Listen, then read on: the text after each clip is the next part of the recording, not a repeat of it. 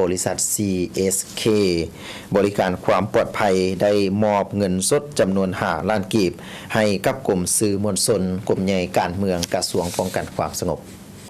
ในวันที่ 9 พฤษภาคม 2025อยู่ที่กรมสื่อมวลชนป้องกันความสงบบริษัท CSK บริการความปลอดภัยได้มอบเงินสดจำนวน5 ล้านกีบให้กับกรมสื่อมวลชนกรมใหญ่การเมืองป้องกันความสงบเพื่อนำใช้เขาในการซื้อเครื่องอุปกรณ์รับใช้เวียกงานวิสาสะพอของกรมสื่อมวลชนกรมใหญ่การเมืองป้องกันความสงบให้เกียรติกล่าวมอบของทานศรีวิไลโพธิเซนห้องอำนวยการบริษัท CSK บริการความปลอดภัยเป็นเกียรติกล่าวรับโดยทานพันเอกวันคำสายตาแก้วรองหัวหน้ากรมสื่อมวลชนกรมใหญ่การเมืองป้องกันความสงบมีบรรดาพนักงานหลักแรงของทั้งสองฝ่ายเข้าร่วม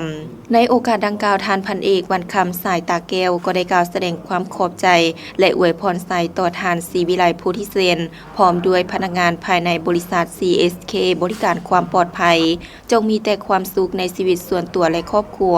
การดำเนินธุรกิจให้มีความเจริญรุ่งเรืองและสืบต่อประกอบส่วนสุขอยู่ช่วยเหลือสังคมตลอดไป